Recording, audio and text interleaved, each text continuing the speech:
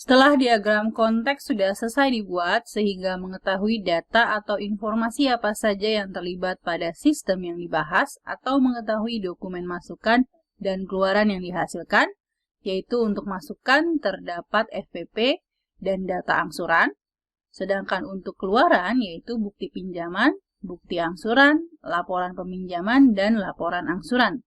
Maka selanjutnya adalah membuat diagram level 1 yaitu diagram overview. Diagram overview akan menggambarkan bagaimana data atau informasi atau dokumen disimpan atau diolah pada setiap proses dari sistem yang dibahas. Untuk membuat diagram overview, teman-teman perlu mengetahui eksternal entitas yang terlibat, kemudian merinci setiap proses yang terjadi dari sistem, merinci bagaimana data atau informasi atau dokumen disimpan maupun diolah. Saat ini, teman-teman sudah membuat diagram konteks, sehingga teman-teman sudah mengetahui eksternal entitas apa saja. Berikutnya, teman-teman baru mengetahui sistem yang akan dibuat, yaitu sistem pinjaman. Sedangkan pada diagram overview, teman-teman perlu menyebutkan prosesnya apa saja yang terjadi pada sistem simpan pinjam. Sebenarnya teman-teman sudah menentukan proses yang terjadi pada simpan pinjam, yaitu proses pengajuan peminjaman, proses pembayaran angsuran, dan terakhir proses pembuatan laporan. Jika sudah ditentukan eksternal entitas dan proses yang terjadi pada simpan pinjam, teman-teman dapat memulai membuat diagram overview-nya. Teman-teman dapat gambarkan ketiga proses yang terjadi pada sistem simpan pinjam dengan memberikan nomor urut 1.0 peminjaman untuk proses permohonan pinjaman, 2.0 angsuran untuk proses pembayaran angsuran, dan terakhir 3.0 untuk proses pembuatan laporan. Berikutnya, teman-teman harus melihat bagaimana aliran data atau informasi atau dokumen dari setiap proses. Pertama, proses 1.0, yaitu peminjaman dari proses permohonan peminjaman. Pada proses disebutkan, anggota menyerahkan FPP yang kemudian oleh bagian kredit akan dicatat dan disimpan ke dalam arsip. Maka teman-teman dapat gambarkan anggota menyerahkan FPP ke proses 1.0 peminjaman, kemudian dari proses 1.0 peminjaman, akan mengeluarkan data store FPP. Hal ini dikarenakan bagian kredit yang diwakili oleh proses 1.0 menyimpan dokumen FPP yang diterima dari anggota sebagai arsip. Teman-teman dapat melihat proses berikutnya pada permohonan peminjaman. Apakah masih ada proses yang lainnya? Berdasarkan arsip FPP, maka bagian kredit akan membuat bukti peminjaman yang diberikan kepada anggota. Maka teman-teman dapat gambarkan bagian kredit yang diwakili dengan proses 1.0 peminjaman menggunakan arsip FPP untuk membuatkan bukti peminjaman yang nantinya akan diserahkan ke anggota.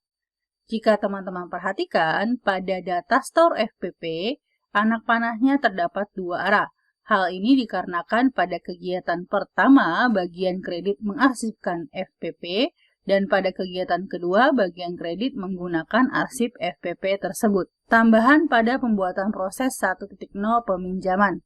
Ketika bagian kredit yang diwakili oleh proses 1.0 memberikan bukti peminjaman ke anggota, di sini bagian kredit juga mengarsipkan dokumen tersebut. Pada narasi studi kasus tidak disebutkan hal ini. Tetapi teman-teman dapat menambahkan, hal ini dikarenakan bisa saja bagian kredit akan menggunakan data bukti peminjaman tersebut pada proses yang lain. Jika teman-teman sudah membuat proses 1.0 peminjaman, maka dapat dilanjutkan dengan membuat ke proses berikutnya yaitu 2.0 angsuran. Proses ini dibuat berdasarkan proses pembayaran angsuran. Langkah pembuatannya sama seperti proses 1.0. Teman-teman harus melihat kegiatan yang terjadi pada proses pembayaran angsuran. Proses 2.0 angsuran dimulai dengan setiap anggota membayar angsuran ke bagian kredit. Maka data pembayaran angsuran akan dicatat dan direkam ke arsip angsuran. Berarti, anggota menyerahkan data angsuran ke proses 2.0 angsuran yang kemudian dari proses 2.0 angsuran akan mengarsipkan data angsuran tersebut. Teman-teman dapat melanjutkan dengan memeriksa apakah ada kegiatan berikutnya. Kegiatan berikutnya adalah bagian kredit akan membuatkan bukti angsuran berdasarkan arsip angsuran. Oleh karena itu, penggambarannya proses 2.0 angsuran akan menggunakan arsip angsuran di mana proses 2.0 berdasarkan arsip tersebut akan mengeluarkan bukti angsuran. Jika teman-teman perhatikan, pada data store angsuran, anak panahnya terdapat dua arah. Hal ini dikarenakan pada kegiatan pertama, bagian kredit mengarsipkan data angsuran, dan pada kegiatan kedua, bagian kredit menggunakan arsip angsuran tersebut. Tambahan pada pembuatan proses 2.0 angsuran. Ketika bagian kredit yang diwakili oleh proses 2.0 memberikan bukti angsuran ke anggota, di sini bagian kredit juga mengarsipkan dokumen tersebut.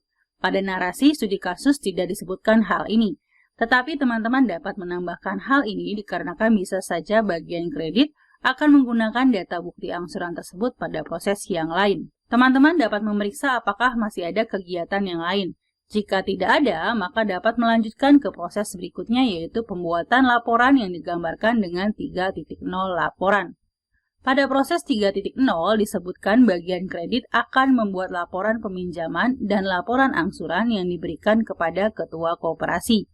Maka teman-teman gambarkan bagian kredit yang diwakili oleh proses 3.0 membuat laporan peminjaman dan laporan angsuran yang diberikan kepada ketua koperasi. Jika teman-teman membuat hanya ada alur pemberian dokumen dari proses 3.0 ke ketua koperasi saja, maka hal itu adalah salah. Teman-teman perlu menentukan dari mana sumber kedua laporan tersebut. Sesuai dengan ketentuan dari pembuatan diagram DFD bahwa sebuah aliran dokumen yang sempurna harus mengalir dengan jelas, ada masukan ke proses dan ada keluaran dari proses. Berdasarkan hal tersebut, maka teman-teman harus menentukan arsip atau data apa yang digunakan untuk pembuatan laporan tersebut, walaupun pada studi kasus tidak disebutkan. Pada proses 3.0 digambarkan bahwa ketika membuat laporan peminjaman, maka bersumber dari data bukti peminjaman. Sedangkan pada laporan angsuran bersumber pada arsip atau data bukti angsuran. Teman-teman, cek kembali apakah ada kegiatan lainnya pada proses pembuatan laporan. Jika tidak ada, maka teman-teman sudah membuat diagram overview dari diagram konteks yang sudah dibuat. Perlu teman-teman ingat ketika membuat diagram overview, 1. Menentukan eksternal entitasnya, hal ini dapat teman-teman peroleh dari diagram konteks. 2. Merinci proses yang terjadi, hal ini dapat teman-teman peroleh dari narasi yang terjadi di sistem yang akan dibuat. 3. Melihat setiap kegiatan yang terjadi dari setiap proses, seperti dari siapa data atau informasi diperoleh, bagaimana data atau informasi disimpan.